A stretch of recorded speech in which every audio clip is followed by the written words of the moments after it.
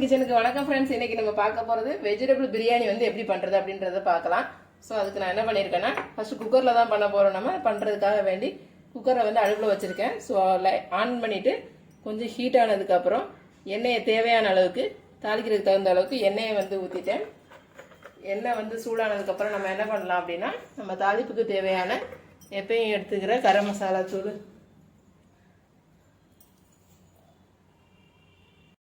நம்ம தாளிப்புக்கு தேவையான எப்பயும் நம்ம போடுற கறி மசாலா, பட்டை, லவங்கம், இஞ்சி லவங்கம் எல்லாத்தையும் வந்து போட்டுக்கலாம். தாளிப்புக்கு தேவையானது எல்லாத்தையும் எண்ணெய் வந்து கொதிச்சதுக்கப்புறம் போட்டுக்கோங்க.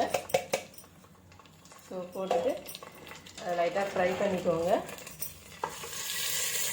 அது ஃப்ரை ஆனதுக்கப்புறம் நான் இதுக்கு வந்து பெரிய வெங்காயம் வந்து 2 வெங்காயம் வந்து எடுத்து கட் பண்ணி வச்சுருக்கேன். ஸோ அந்த வெங்காயத்தை 2 வெங்காயத்தை அது கூட போட்டு நல்லா வெங்காயத்தையும் ஃப்ரை பண்ணிக்கலாம்.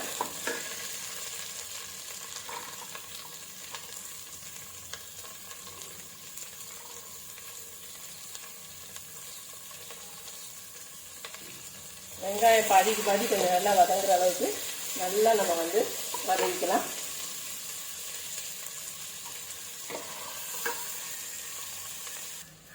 இப்போ வெங்காயம் ஓரளவுக்கு நல்லா வதங்கிருச்சு. வெங்காயம் வதங்கினதுக்கப்புறம் இந்த அளவுக்கு வெங்காயம் வதங்கிடுச்சு. வதங்கினதுக்கப்புறம் நம்ம என்ன பண்ணலாம்னா, இஞ்சி பூண்டு பேஸ்ட் எடுத்து வச்சுருக்கிறத அது 1 டேபிள் ஸ்பூன் அளவுக்கு போட்டுக்கலாம்.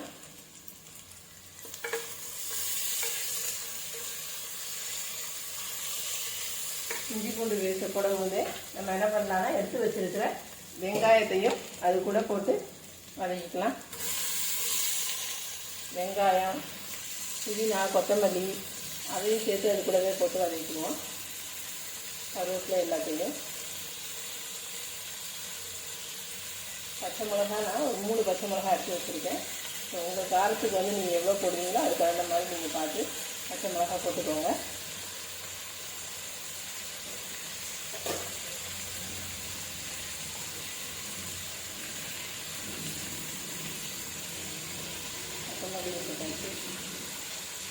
ஒரு கைப்பிடி அளவு கொத்தமல்லி, ஒரு கைப்பிடி அளவுக்கு புதினா எடுத்து போட்டோம்னா போதும்.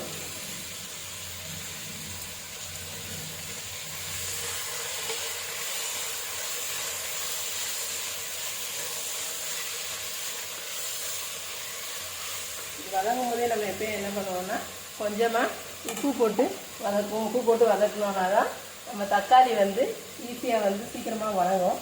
அதனால் கொஞ்சமாக உப்பும் போட்டு வதக்கிக்கலாம்.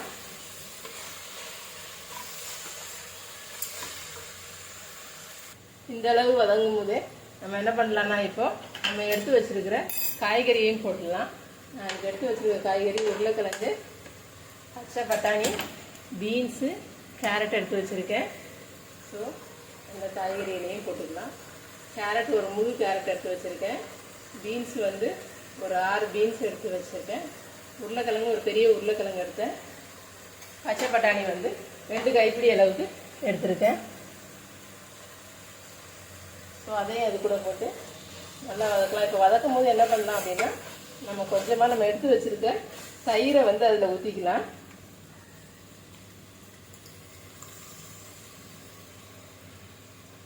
தயிர் ஒரு கப் அளவுக்கு ஊற்றுங்க. ஒரு 100 ml வர்ற மாதிரி. ஸோ அந்த தயிர் கூட என்ன பண்ணலான்னா, நம்ம எடுத்து வச்சுருக்கிற கரம் மசாலா தூள்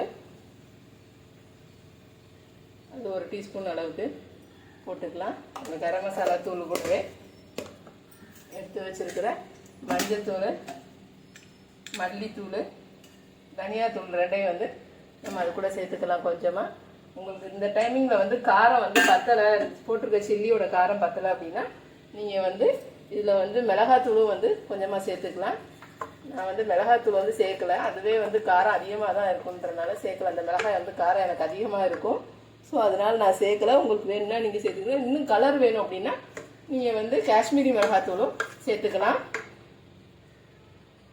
இந்த ஸ்டேஜில் நமக்கு புளிப்புக்காக நம்ம என்ன பண்ணுறோம் அப்படின்னா, லெமனையும் வந்து புளிஞ்சு விட்டுக்கலாம். நான் இதுக்கு வந்து ஒரு லெமன் ஃபுல்லாக எடுத்து வச்சுருக்கேன். உங்களுக்கு வந்து புளிப்புக்கு எவ்வளோ தேவையோ அதுக்கு தகுந்த மாதிரி நீங்கள் பார்த்து போட்டுக்கோங்க. இப்போ நம்ம ஒரு 1/4 டம்ளர் அளவுக்கு தண்ணியை ஊற்றி இந்த காய்கறியை வந்து நல்லா வேக வச்சுக்கலாம்.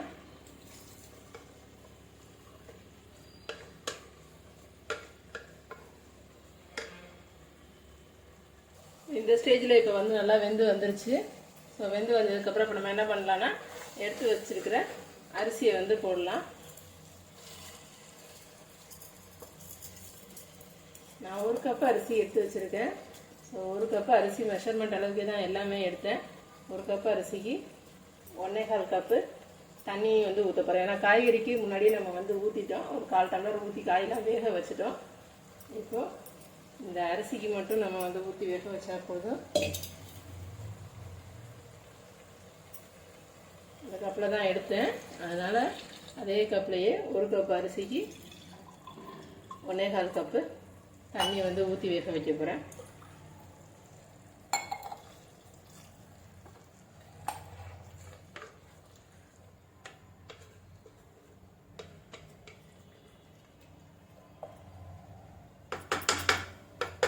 குக்கர் மூடி போட்டு ஒரு 2 விசில் வர்ற வரைக்கும் நம்ம வந்து வெயிட் பண்ணலாம்.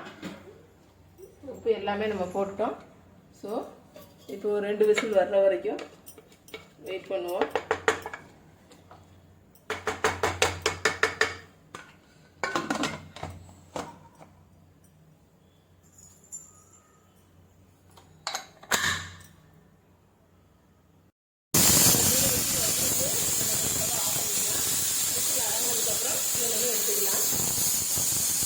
இப்போ விசில் அடங்கிருச்சு. ஓப்பன் பண்ணி பார்த்தா இங்கே பாருங்க, பிரியாணி ஒன்றோட ஒன்று ஒட்டாமல் எவ்வளோ அழகாக பொழு பொழுன்னு வந்திருக்குன்னு. ஸோ இதை வந்து நம்ம சர்வ் பண்ணுறதுக்கு வந்து ரெடி பண்ணிக்கலாம். ரெடி பண்ணி அதில் கொஞ்சம் நெய்யும் போட்டோம்னா சாப்பிட்றதுக்கு அவ்வளோ ஒரு டேஸ்ட்டாக இருக்கும். இங்கே பாருங்க எவ்வளோ அழகாக ஒன்றோட ஒன்று ஒட்டாமல் அவ்வளோ சூப்பராக வந்திருக்கு. ஸோ இதில் நம்ம சூட்டோட சூடாகவே என்ன பண்ணலான்னா நெய்யும் ஒரு டேபிள் ஸ்பூன் அளவுக்கு போடலாம். போட்டோன்னா அதில் வந்து உருகி அவ்வளோ ஒரு டேஸ்ட்டாக கமகமன் வாசத்தோடு இருக்கும் அப்படி சாப்பிட்றதுக்கு. நீங்களும் ட்ரை பண்ணி பாருங்கள் ஃப்ரெண்ட்ஸ். ட்ரை பண்ணி பார்த்து எப்படி இருக்குது அப்படின்றத மறந்துடாமல் கமெண்ட்ஸில் கொடுங்க. புது வியூவர்ஸ் யாரும் பார்க்குறீங்க அப்படின்னா சித்துபகல் கிச்சனை மறந்துடாமல் சப்ஸ்கிரைப் பட்டனையும் கிளிக் பண்ணிடுங்க. அப்போ தான் நான் போடுற அடுத்தடுத்த வீடியோஸை நீங்கள் மிஸ் பண்ணாமல் பார்க்க முடியும். Thank you friends.